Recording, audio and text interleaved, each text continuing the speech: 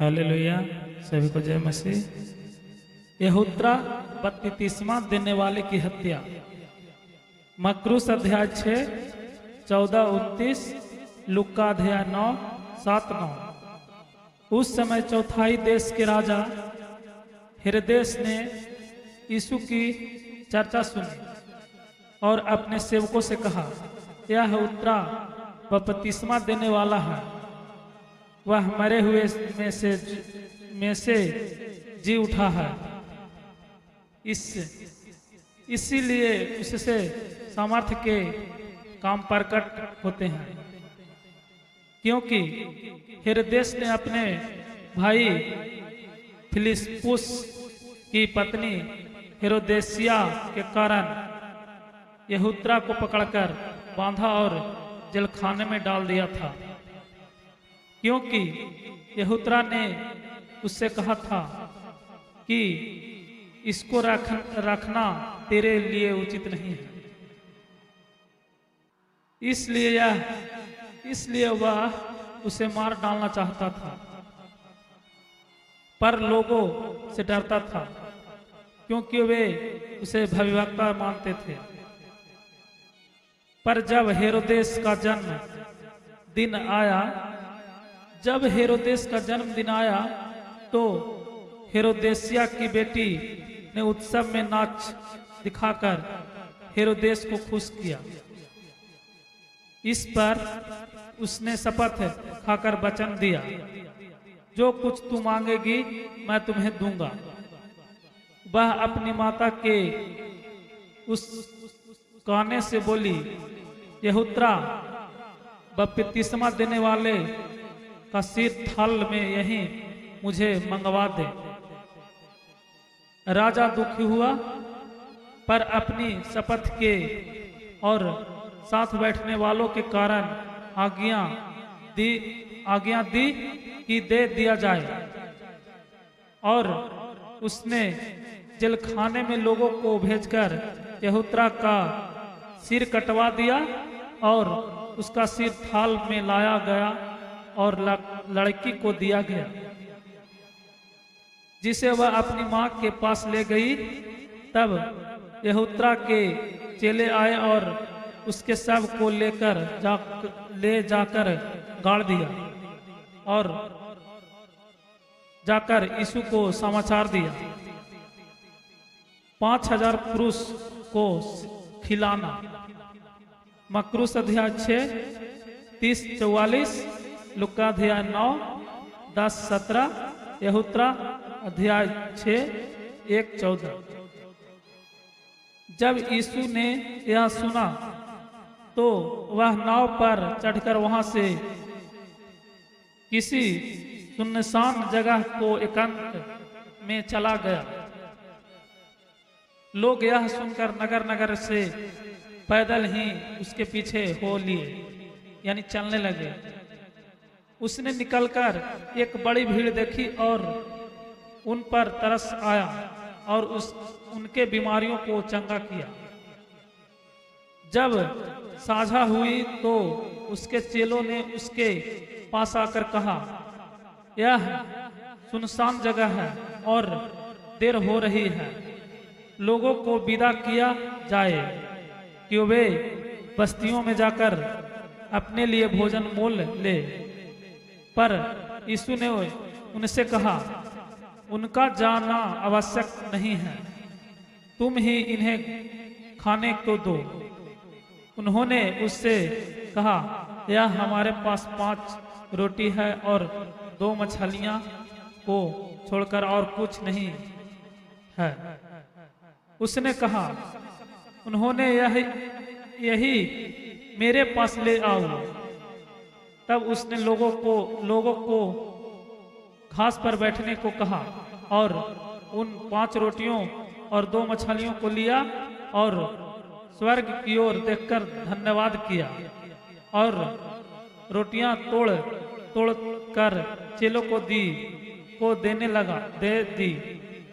और चेलों ने लोगों को जब सब खाकर स्फीत हो गए तो चेलों ने बचे हुए टुकड़ों से भरी हुई 12 टोकरियां उठाई और खाने वाले स्त्रियों और बालकों को छोड़कर 5000 पुरुष लगभग थे।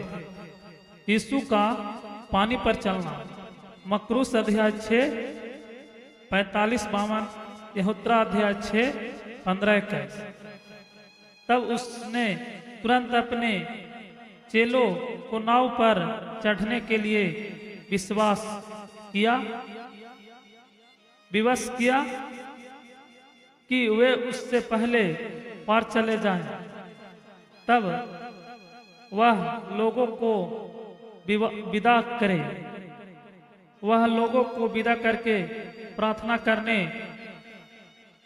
को अलग पहाड़ पर चला गया और सांझ को वह अकेले था। उस समय नाव झील के बीच लहरों से डगमगा रही थी, क्योंकि हवा सामने की थी और यीशु रात के चौथे पहर झील पर चढ़ते हुए उनके पास आया। चेले उसको झील पर चलते हुए देखकर घबरा गए और कहने लगे, यह भूत है, और डर के मारे चिल्लाने लगे।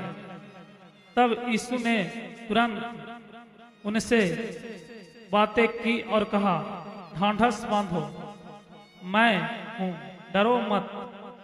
28। पतरस ने उसको उत्तर दिया, हे प्रभु, यदि तू ही है तो मुझे अपने पास पानी पर चलकर आने की आज्ञा दे। उसने कहा, आ। तब पतरस नाव पर से उतरकर यीशु के पास जाने को पानी पर चलने लगा, पर हवा को देखकर डर गया और जब डूबने लगा तो चिल्लाकर कहा, हे प्रभु, मुझे बचा। यीशु ने तुरंत हाथ बढ़ाकर उसे थाम लिया और उससे कहा, हे अल्पविश्वासी, तूने क्यों संदेश किया? जब वे नाव पर चढ़ गए तो हवा थम गई। इस पर उन्होंने जो नाव पर थे उसे दंडवत करके कहा, सचमुच तू परमेश्वर का पुत्र है। गतेसर में रोगियों को चंगा करना। मकरूस अध्याय 6 53-56। वे पार उतरकर गतेसर में पहुंचे।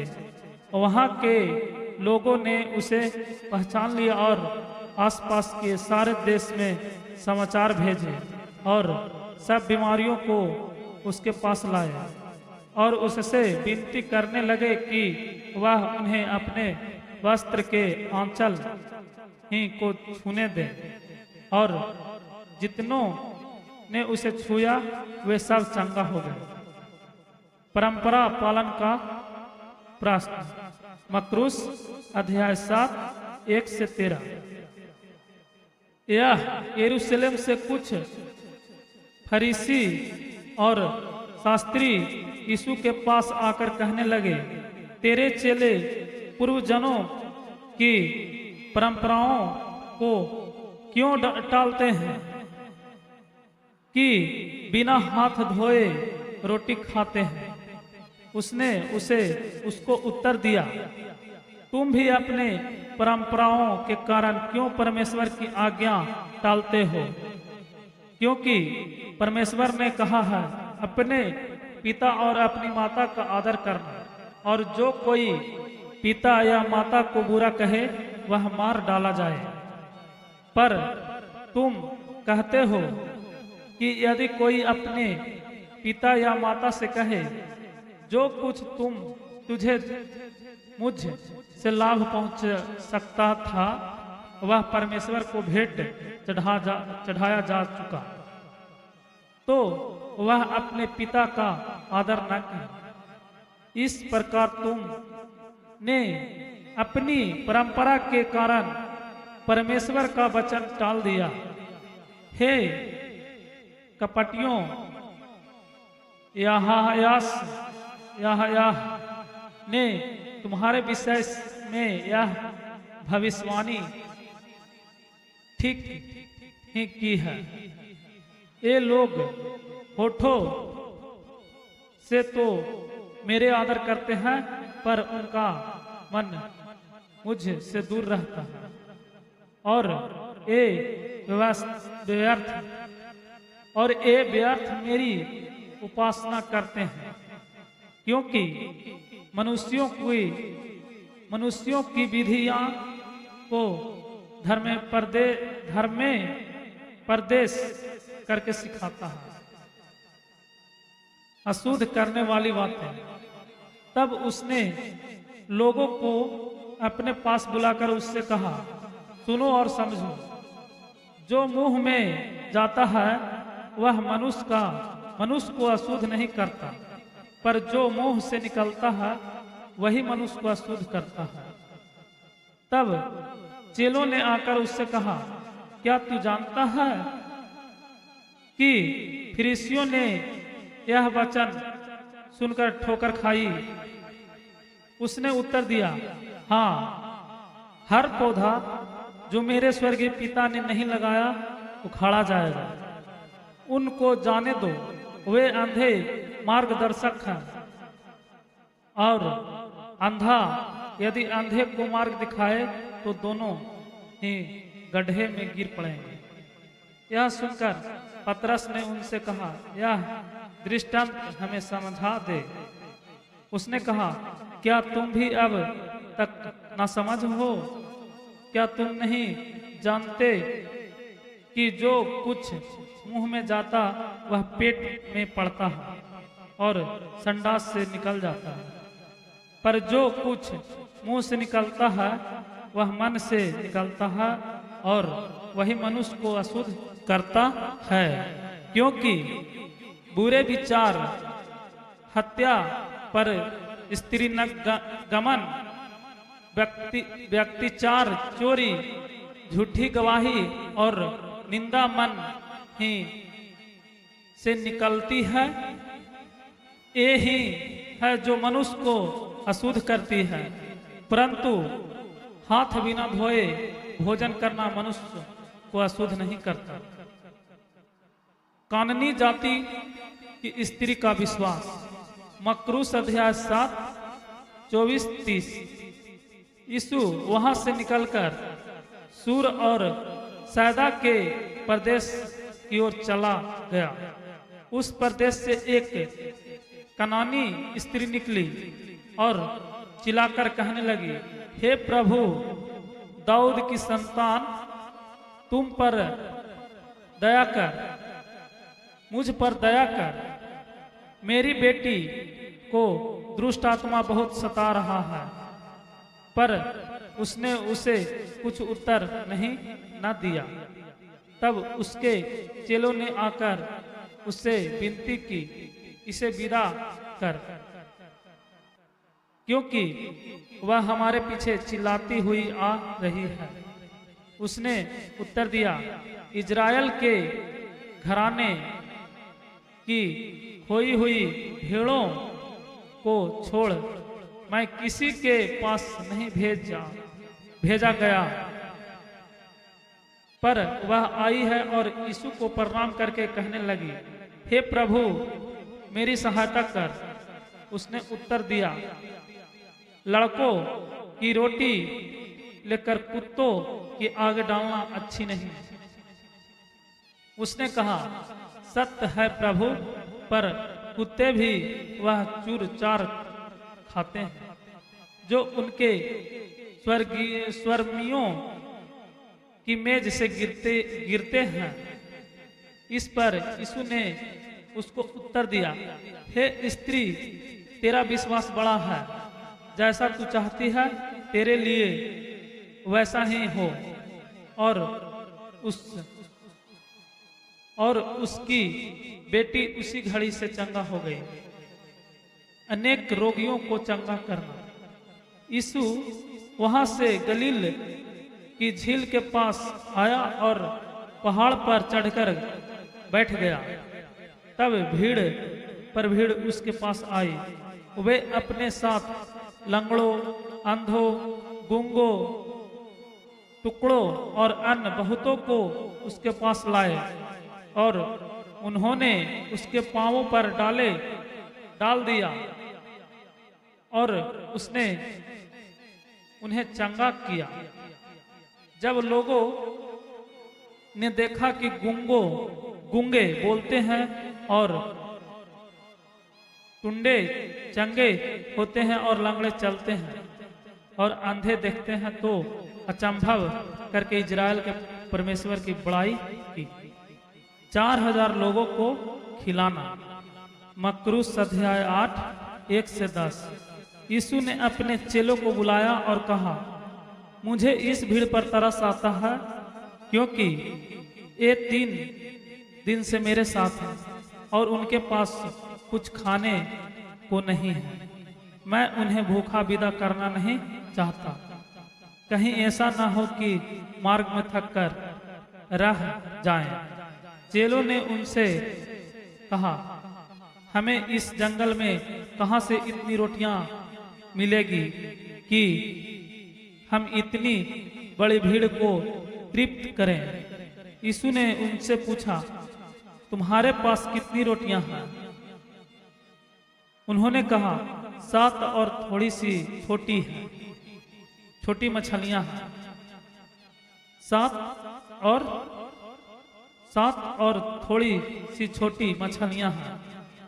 तब उन्होंने लोगों को भूमि पर बैठने की आज्ञा दी और उन 7 रोटियों और मछलियों को लिया, धन्यवाद करके तोड़ा और अपने चेलों को देता गया और चेले लोगों को इस प्रकार सब खाकर तृप्त हो गए।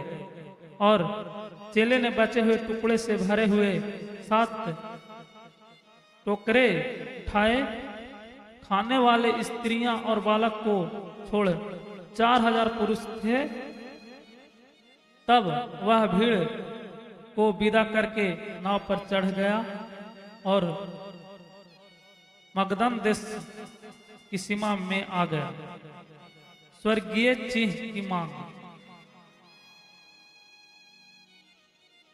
मकरूस अध्याय 8 11-13, लुक्का अध्याय 12 54-56। फरीसियों और सदुकियों ने पास आकर उसे परखने के लिए उससे कहा, हमें स्वर्ग का कोई चिन्ह दिखा। उसने उनको उत्तर दिया, सांझ को तुम कहते हो मौसम अच्छा रहेगा, क्योंकि आकाश लाल है, और भोर को कहते हो आज आंधी आएगी, क्योंकि आकाश लाल और धूमिल है।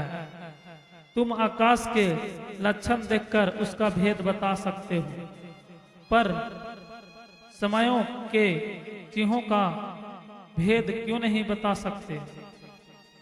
इस युग के बुरे और व्यभिचारी लोग चिन्ह ढूंढते हैं, पर योना के चिन्ह को छोड़ उन्हें और कोई चिन्ह ना दिखा जाए, और वह उन्हें छोड़कर चला गया। फरीसियों और सदुकियों की शिक्षा का खमीर। मकरूस अध्याय 8 14-21। चेले झील के उस पार पहुंचे, पर वे रोटी लेना भूल गए थे। यीशु ने उनसे कहा, देखो, फरीसियों और सदुकियों के खमीर से सावधान रहना। वे आपस में विचार करने लगे, हम रोटी नहीं लाए, इसलिए हम ऐसा कहता है। यह जानकर यीशु ने उनसे कहा, हे अल्पविश्वासियों, तुम आपस में क्यों विचार करते हो कि हमारे पास रोटी नहीं है?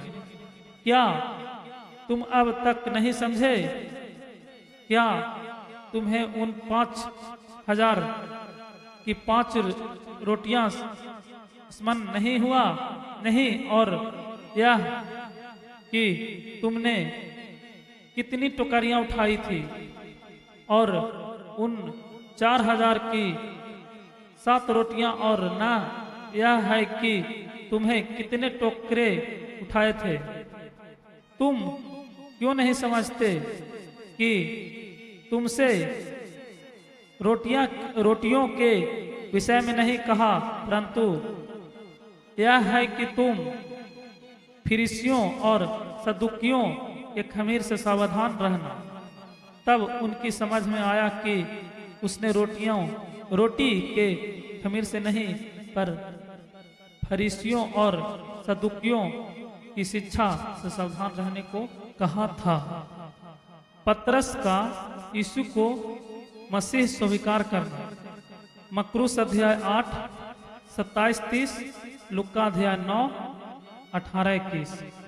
यीशु कैसरिया फिलिप्पी के प्रदेश में आया और अपने चेलों से पूछने लगा, लोग मनुष्य के पुत्र को क्या कहते हैं? उन्होंने कुछ तो यहूत्रा बपतिस्मा देने वाला कहते हैं, और कुछ यहियाह, और कुछ यिर्मयाह, और कुछ भविष्यवक्ताओं में से कोई एक कहते हैं। उसने उनसे कहा, परंतु तुम मुझे क्या कहते हो? समौन पतरस ने उत्तर दिया, तू जीवते परमेश्वर का पुत्र मसीह है। यीशु ने उसको उत्तर दिया, हे समौन योना के पुत्र, तू धन्य है, क्योंकि मांस और लहू ने नहीं, परंतु मेरे पिता ने जो स्वर्ग में है यह बात मुझे तुझ पर प्रकट की है। और मैं भी तुझसे कहता हूं कि तू पतरस है, और मैं इस पत्थर पर अपनी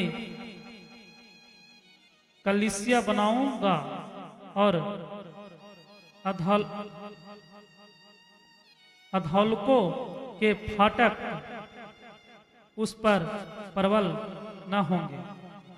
मैं तुझे स्वर्ग के राज्य को कुंजिया दूंगा, और जो कुछ तू पृथ्वी पर बांधेगा वह स्वर्ग में बंधेगा, और जो कुछ तू पृथ्वी पर खोलेगा वह स्वर्ग में खुलेगा। तब उसने चेलों को चिताया कि किसी से ना कहना कि मैं मसीह हूं। अपनी मृत्यु के विषय यीशु की भविष्यवाणी। मकरूस अध्याय 8 31-33, लुक्का अध्याय 9 22, लुक्का अध्याय 9 22। उस समय से यीशु अपने चेलों को बताने लगा, अवश्य है कि मैं यरूशलेम को जाऊं और पुरनियों और प्रधान याजकों और शास्त्रियों के हाथ से बहुत दुख उठाया और मार डाला जाऊं, और तीसरे दिन जी उठूं। इस पर पतरस उसे अलग से ले जाकर झिकड़ने लगा, हे प्रभु परमेश्वर ना करे, तेरे साथ ऐसा कभी ना होगा। उसने मुड़कर पतरस से कहा, हे शैतान, मेरे सामने से दूर हो, तू मेरे लिए ठोकर का कारण है, क्योंकि तू परमेश्वर की बातें पर नहीं परंतु मनुष्य के बातों पर मन लगाता है। यीशु के पीछे चलने का अर्थ। मकरूस अध्याय 8 34-9, 1 लुक्का अध्याय 9 23-27।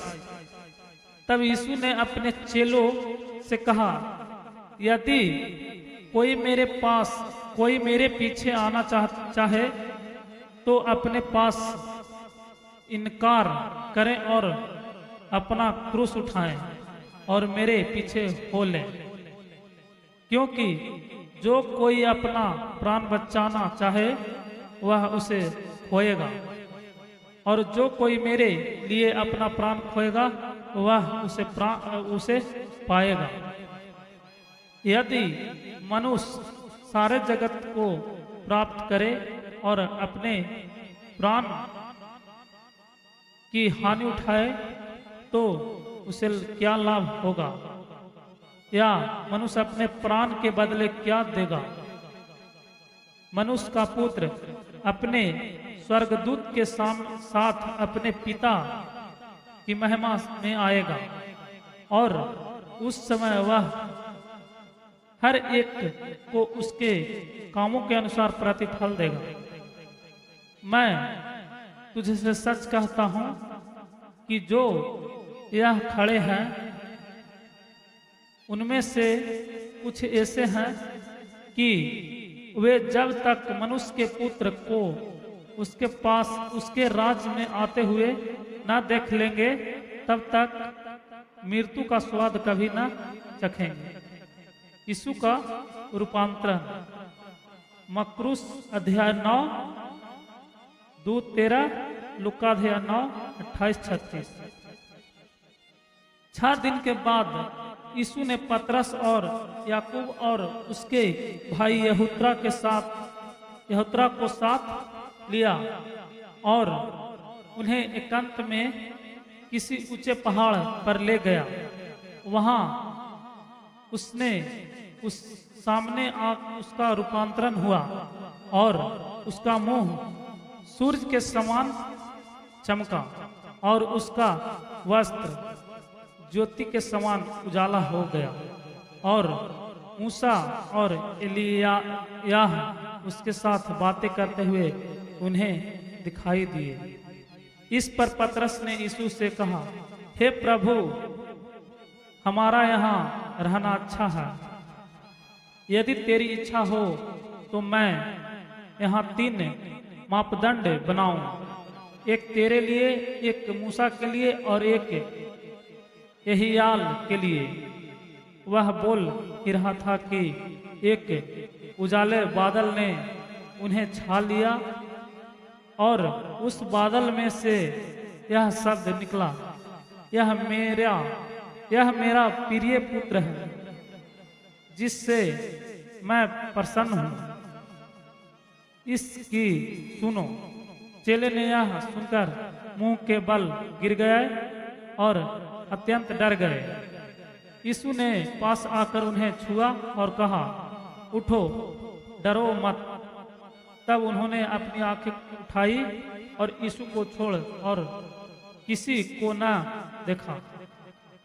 जब वे पहाड़ से उतर रहे थे तब यीशु ने उन्हें आज्ञा दी, जब तक मनुष्य का पुत्र मरे हुओ में से न जी उठे तब तक जो तुम ना देखा कि किसी से न कहना। इस पर उसके चेले ने उनसे पूछा, फिर शास्त्रियों को कहते हैं कि यहियाल का पहले आना आवश्यक है।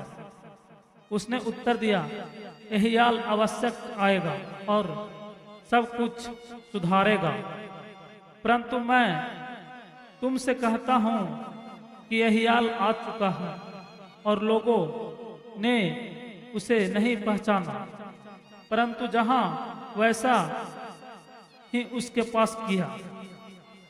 इसी रीति से मनुष्य का पुत्र भी उसके पास उनके हाथ से दुख उठाएगा। तब चेलों ने समझा कि उसने हमसे यहूत्रा बपतिस्मा देने के विषय में कहा है। दुष्ट आत्मा ग्रसित बालक को चंगा करना। मरकुस अध्याय 9 14-29, लूका अध्याय 9 37-43। जब वे भीड़ के पास पहुंचे तो एक मनुष्य उसके पास आया और घुटने टेक कहने लगा, हे प्रभु, मेरे पुत्र पर दया कर, क्योंकि उसको मिर्गी आती है और वह बहुत दुख उठाता है और बार बार आग में और बार बार पानी में गिर पड़ता है।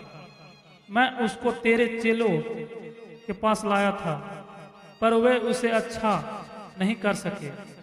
यीशु ने उत्तर दिया, हे अल्पविश्वासी और हठीले लोगों, मैं कब तक तुम्हारे साथ रहूंगा, कब तक तुम्हारी सहूंगा, उसे यहाँ मेरे पास लाओ।